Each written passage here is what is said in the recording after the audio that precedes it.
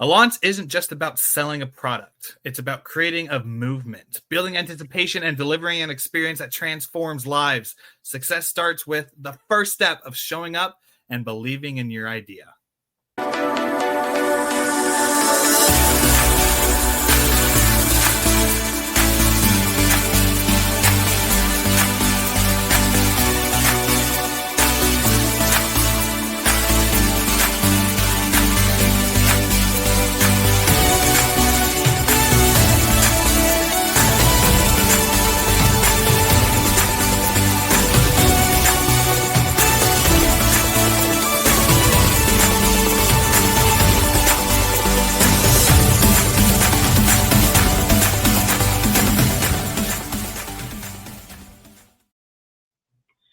Welcome, champions, to another edition of Champion Reads, the online book club where we discuss the best books out there today and how they apply to our lives, our businesses, the principles we can apply and learn from and grow from. The best place to learn about the best concepts on the internet today.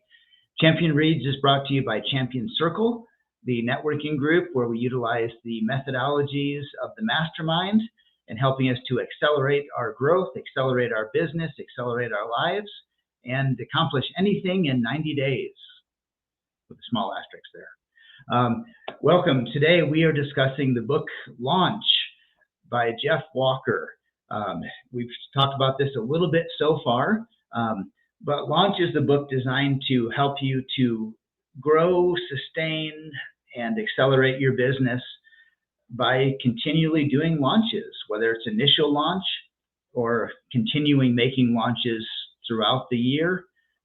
And Jeff in the book talks about the timing of these and how to do them. But the idea that launches will help to grow your business, renew your business every time. So we're going to go through a few of those principles today. And I think the first one is, how do you get a launch to be exciting? Fact is, if nobody wants to go to the launch, it's going to be a failure to launch. I haven't seen that movie, but I think that's a reference out there. So how do we make a launch exciting? How do we get people anticipating it? What are the tools? What are the techniques? What are the examples that you guys have used in your life to build up a launch, get people pumped, get them excited so that they eventually show up and they buy something?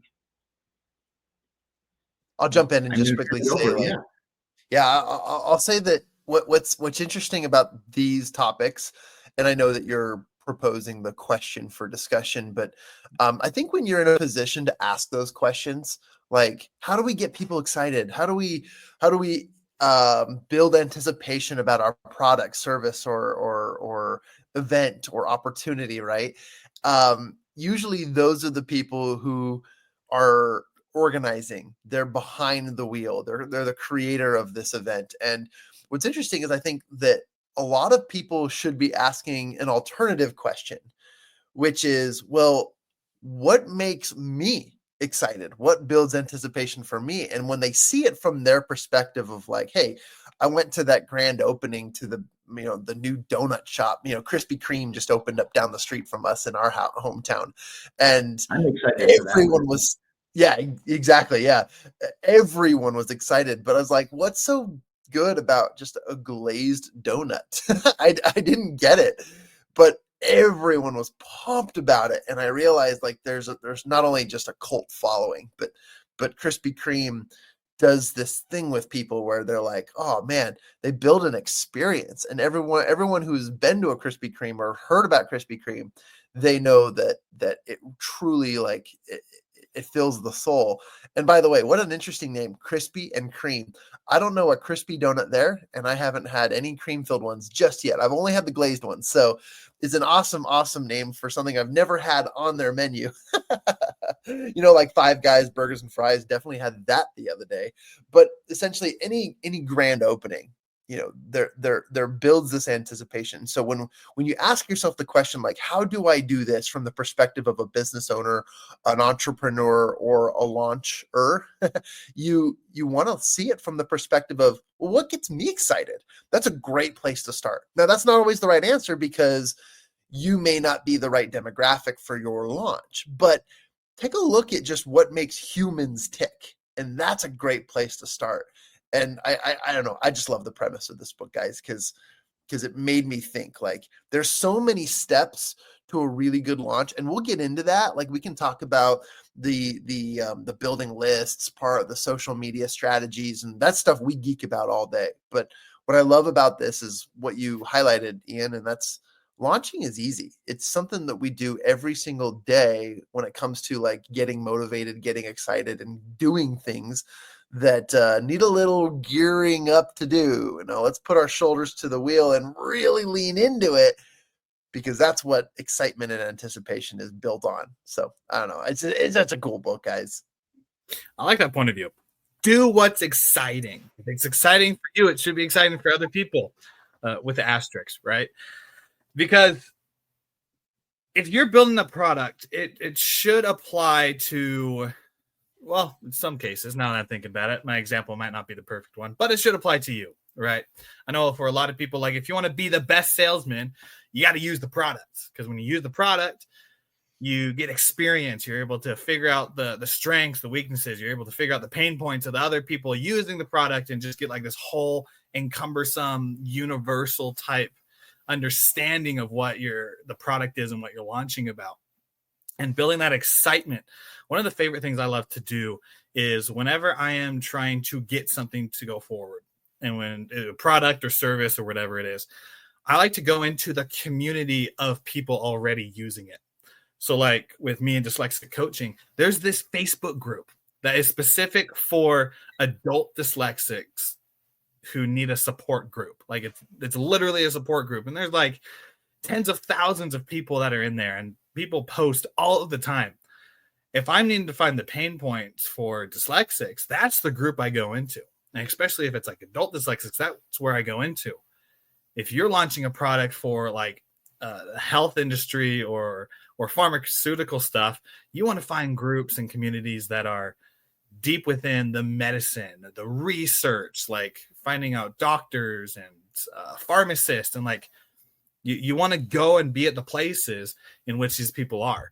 Because just like the party in high school that all of us either went to or dreamed of going to, it was the party. It was the best part because of that hype.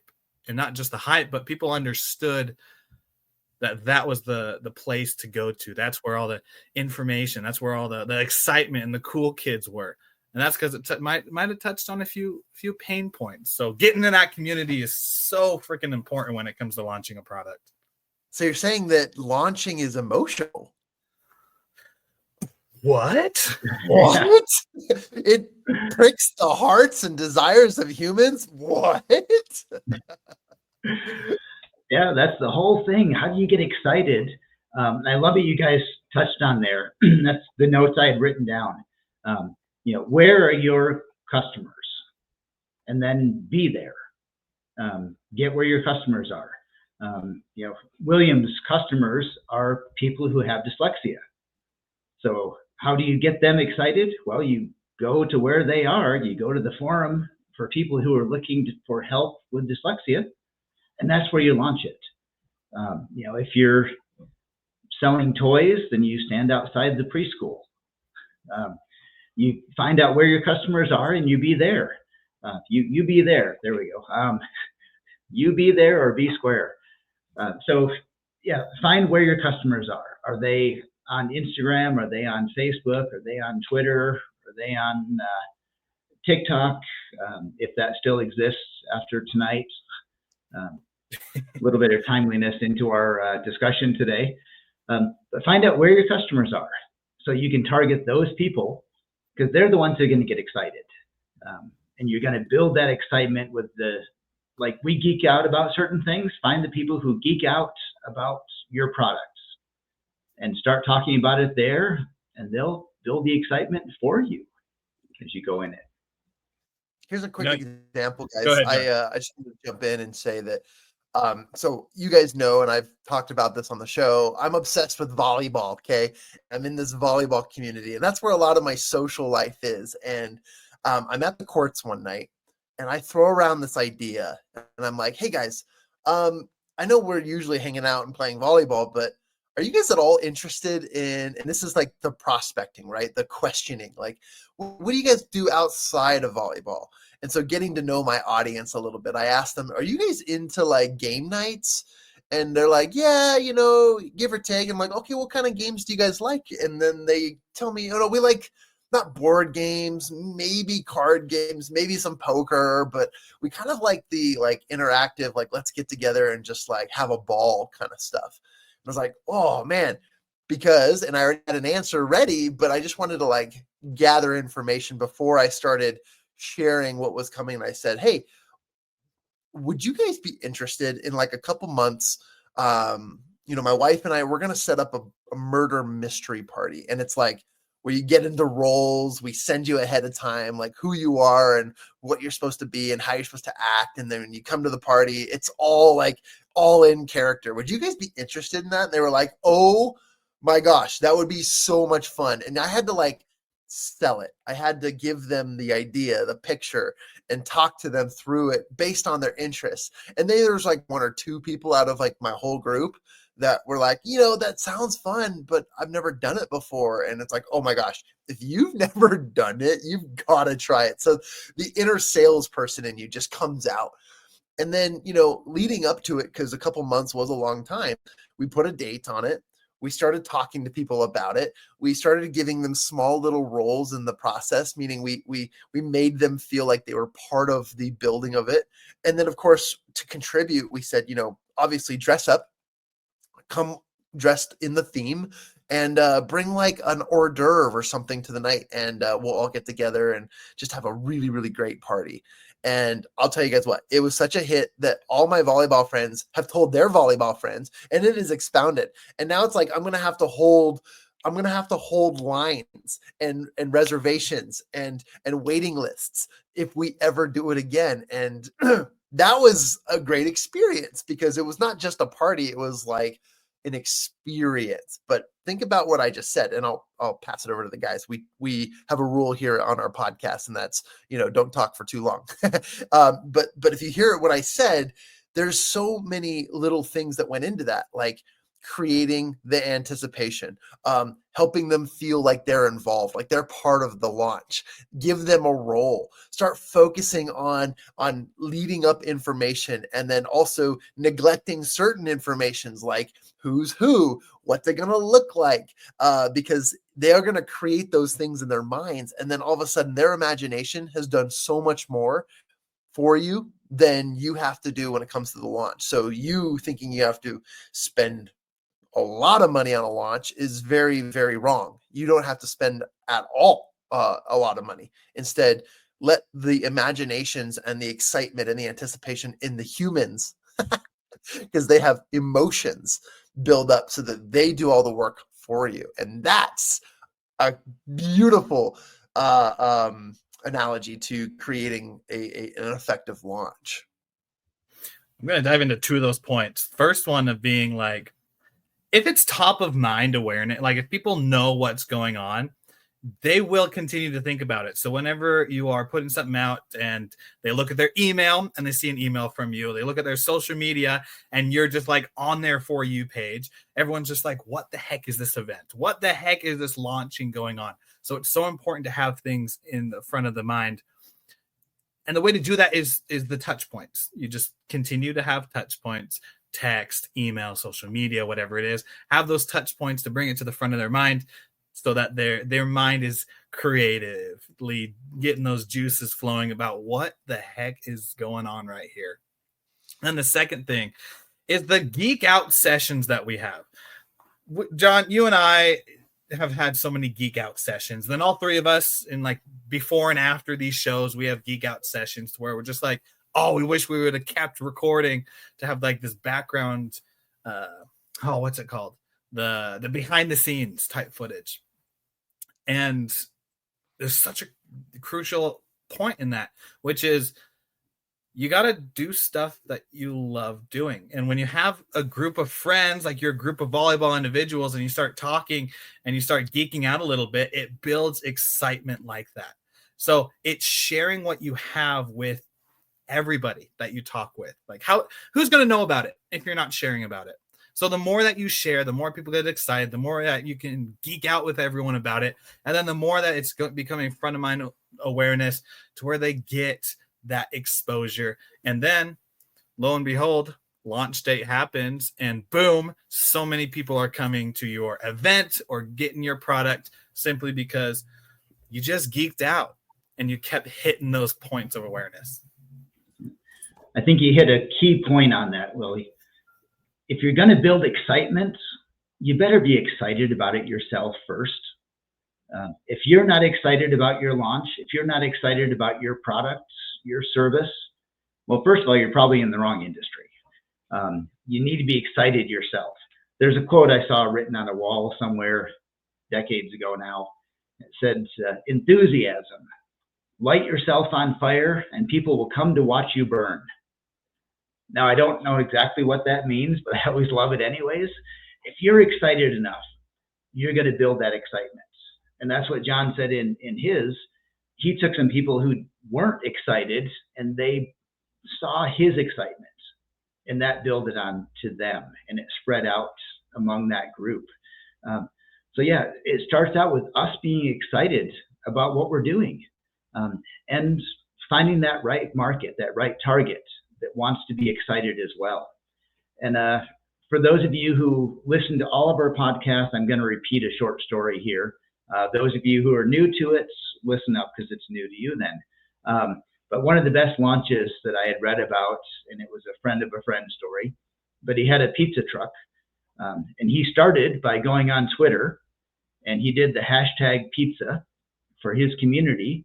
And he started building up a following of people who liked pizza and talked about pizza. Then he said, I'm going to have everyone come to my garage and test out the different pizzas so you can pick what I'm going to have in my pizza truck before I launch the actual one. And he built up that excitement with a community of pizza lovers who got skin in the game. So when he did the actual launch and took the truck out on the streets, he had an audience who couldn't wait to go and support this business that they helped to grow because he was excited. He found a group of people who were excited. He brought them into the process and built up that audience, that anticipation of being live. And then when he pulled out his truck out, he had, I believe from the story, the most successful pizza truck in Milwaukee, at least for a while. So excitement, building that excitement. I'll jump in and quickly say there's this power, and you guys don't know I'm going to say this, but I just was thinking of it as you were both talking. Yeah, here's the anticipation, right? I just did what you were saying. 2 points: consistency and rhythm. Okay, one of the things I love about the book is like it talks about the importance of touching base with your clientele and your market, and so they get heavily into like the details and the minutia of creating email lists, nurturing your contacts and keeping them warm. You know, there's so many aspects to this, but those are all part of the strategy implementation. But think about it from a bird's eye view. Let's step back and just take a look at this. When you take these examples that we just talked about, whether it be the murder mystery dinner or, you know, the different events that are coming up, right? You want to create a rhythm of excitement, and that's just touching base, a consistent what's the metronome? It ticks, ticks, ticks. You want to keep a consistent rhythm, a metronome of conversation with your audience, right? But there's a process when it comes to building anticipation. You don't want to build so much anticipation that it's so much better the dreaming of the event than the actual event, right? Otherwise it'll we have a bomb there, but it's not for the truth, it's for just terribleness, right? So you want to build that anticipation the right way. But when it comes to consistency and rhythm, you want to focus on disrupting that consistency and rhythm on a quarterly basis. And have you guys ever seen pop-up stores that just jump out at you in the at the mall or around town, and usually they come around seasons like Halloween Town, Spirit, and those like seasonal companies. Well, little did you know, those companies make billions of dollars. That's billions with a B. They do so regularly because they don't sell all year long. They build up the anticipation around a particular event. And then when they're open and available, people are like, oh my gosh, I got to go to Spirit or Halloween or whatever it might be, the Christmas store, because it's built around something that you only get. So you do create scarcity, and you do create a run, don't walk mentality to get there. But you've got to break the rhythm. And that's because pop-up opportunities happen, and they do a lot for your brand. They do a lot for your business. And so by adding a inconsistent consistency or a pop-up to your consistency and rhythm, only surprises people and takes them back and says, wow, I got to act now. And that's another key to really, really encourage you to do, which is why launch isn't just about like launching your business once. No. Launch is about creating consistent launches, disrupting your rhythm and your consistency by focusing on what you can create regularly and have spikes of awesome success on a weekly, monthly, quarterly basis, whatever it might be. And it depends. Like, take everything we say with a grain of salt, because everyone's businesses are different. Your market is different. Your service is different, but you can still apply these services in many different ways. So be creative, disrupt your consistency, but don't disrupt it out of order. Don't disrupt it so that it ruins your progress. Disrupt it so that it shakes up the environment and says, this is a beautiful song of melodious, hey, what's going on? And then let's move forward. And here's the next event. And I'm just touching my basis and making sure you're good. And then what's up? Bro? Okay, I'm going crazy, guys. It must have been too much coffee in my coffee, but I just wanted to kind of eloquently share how disruption, it works. And it creates just a powerful, powerful tool. And unless somebody unmutes their mic, I just keep talking. So I'm going to pass it over to whoever else. I will unmute my mic, my good friend. It reminds me, this wonderful individual who is working on her public speaking skills. One of the good friends that I have in the community that I work in, to help with public speaking. And she is a vocal coach. And so what she does at the beginning of her speech is, when she gets up on stage, everybody's waiting for the quote. Everybody's waiting for the statistic or that massive hook. What does she do? She sings a few sentences of a song that she created and then goes into her keynote. And I'm like, how cool is that? How cool is that to like disrupt the normal flow of like people being like, all right, let's get into this next speaker. Then she starts singing and everyone's like looking around thinking like, who the heck is this great singer? And then she gets into her song, gets into her keynote. It's like, wow, that's amazing. Then another example that I heard about that I actually know about. My wife gets these gluten-free, they're like chicken, they're not chicken nuggets, but they're just the chicken breaded balls that are gluten-free. And this company that they don't have them out there for everyone to get at any time. Every single month they have this date in which you got to order your next one from. And then they don't do the next one until I think like a month or two in the future. So it's very limited time offer in which you can get these gluten-free chicken, which any of those individuals out there who have celiac disease or are eating gluten-free, it's kind of hard to find gluten-free stuff, especially ones that taste really good.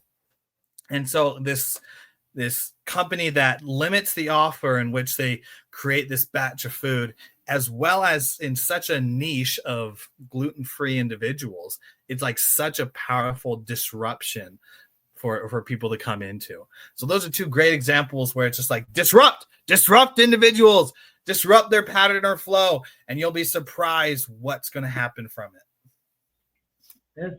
I love that. And that disruption, as you're talking about it brought a couple examples to my mind as well. Think about the last time you guys were walking around a shopping mall and you passed a jewelry store, and they had a sign that said sale. Okay, I have never walked by a jewelry store in the mall that did not have a big sign advertising a sale. They launch 370 days a year, it feels like. More than possible. They're always launching, and I have never, ever felt pressure to go in there and buy because I was going to miss out on a deal. When your norm is the exception, there's no more exception. For those of you who've seen The Incredibles, when everyone's a super, nobody's a super, or something close to that. Now, compare that to McDonald's. McDonald's is the master of the launch, the McRib. There are whole communities out there searching everything they can to find out when the next McRib is coming out. And when the McRib comes out, I go buy one. And afterwards, I'm disappointed because it's not any greater than I remembered it before. But they are successful because I go buy it and I eat it. And I think, hey, the McRib is back. I need to get back to McDonald's, because they have built a continual excitement for the McRib so that when it comes out, people rush there to buy it. They've mastered that launch because they found something people like. And if they had it all the time, and I think they tested keeping the McRib on the menu, and its popularity just plummets after a couple of weeks. But a couple of weeks later, or a couple of months later, people are excited about it again. That's what we need to do. We don't necessarily need to have a new product, a new service, a new and improved, grandma's old-fashioned bread. We don't need to do that, but we need to keep that excitement. And if John had a murder mystery every night of the week, they'd get sick of it. If this lady sang every time they came up, and all she did was sing, and people just knew she was a singer, then she just becomes a singer, just another one. Instead of, here's an excitement to see something coming in, changing it up, building it, and you want to see what she's going to do next. Get excited about your product, build that excitement. It doesn't have to be new every time. It just has to be exciting. As exciting as a McRib sandwich, a piece of pork shaped exactly the same as every other one that every other person is eating. It's not exciting, but people get excited. So we are coming up on the end of this. So I'm going to build up some excitement. What is your last wisdom from this? What is your nugget of wisdom to carry us on to the future and to make our launch exciting, as I try and talk correctly? And I'm dragging this out to try and build excitement, and I am failing at that. So this is what you don't do. I never talk correctly, so you're good. Okay, thank you. Yeah.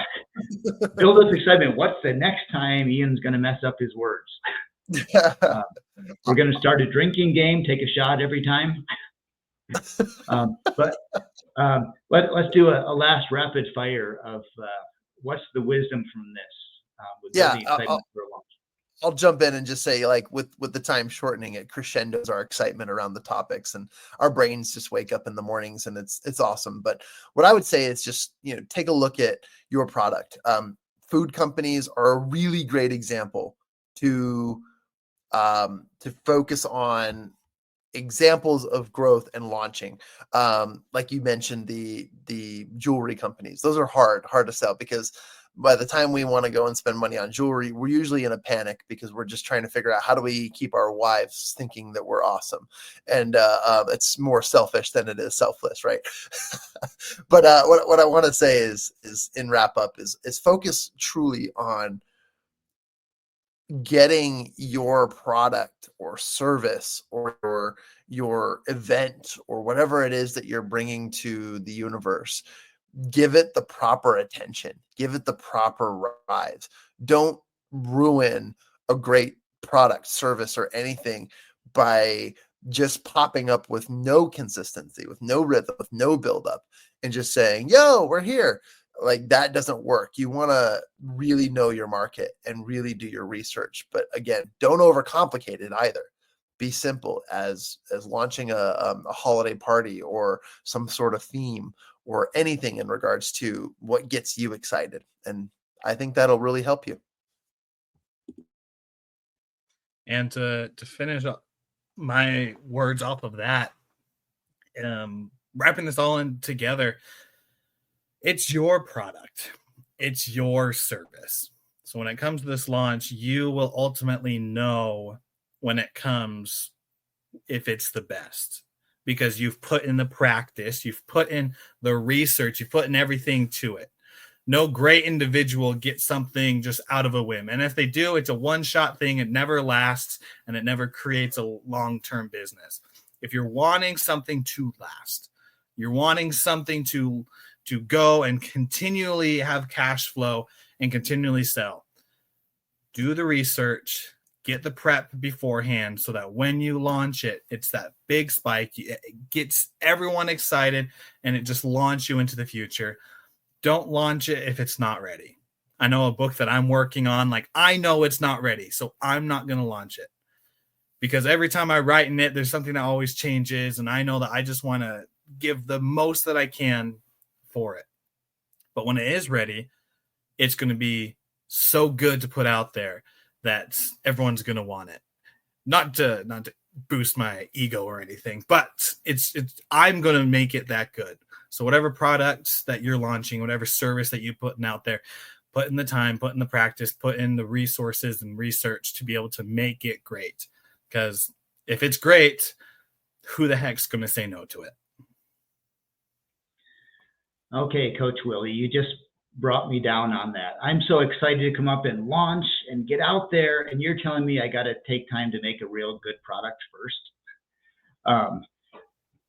Yes. Huge point you're making there. The whole launch system is great. It works. They've proven it through example after example in this book. We as a team are working on our own launch and following this book now.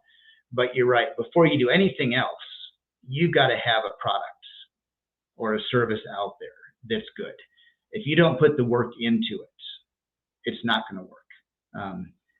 Even if you were to get a bunch of people to sign up and buy your product or service, you're going to fail, because we've all seen those companies that launched something that wasn't good, and social media is flooded with stories about how bad that product or service is, and that can destroy a company.